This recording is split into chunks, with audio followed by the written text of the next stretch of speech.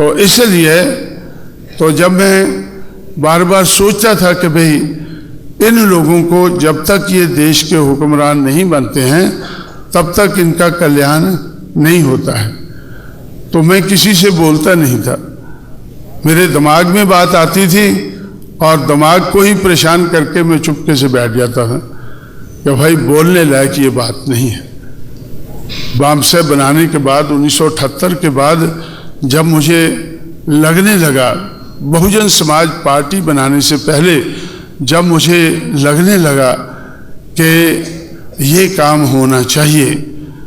इन लोगों को जब तक ये देश के हुक्मरान नहीं बनते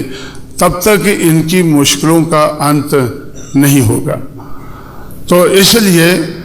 तो उस दिशा में हमें ज़्यादा बढ़ना चाहिए। इसलिए उसके बाद मैंने ज़्यादातर उसी दिशा में बढ़ने का फैसला किया और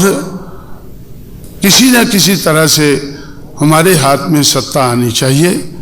और उस सत्ता का हमें सही उपयोग करके बहुजन समाज का हौसला बढ़ाना चाहिए। ये मुझे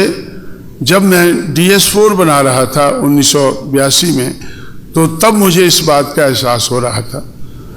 1932 में बाबा साहब ने कहा कि जाओ अपनी दीवारों पर लिख लो, और 1982 में तो 50 साल बाद मैं चुपके चुपके इसके बारे में सोचता था, लेकिन कहता नहीं था कभी, क्योंकि मुझे लगता था कि लोग मेरा मजाक उड़ाएंगे कि भाई ये लोग बेकारी लोग, ये दबे कुचले लोग, और ये लोग क्या सरकार बनाएंगे, क्या सरकार बनाएंगे या क्या सरकार चलाएंगे। तो इस तरह से साथियों, तो उस वक़्त तक मैं ऐसा दबी आवाज़ से बोलता था, लेकिन आज मैं बेशर्म होकर बड़ी बेशर्मी के साथ जोर जोर से बोलता हूँ, चिल्लाता हूँ, सबको मनुवादियों को डराता हूँ कि भाई अब 5 साल के अंदर अंदर हमें बहुजन समाज को इस देश का हुक्मरान समाज बनाना है। और मैं दावे से कह सकता हूँ कि 5 साल के अंदर मैं ये बनाकर रहूँगा।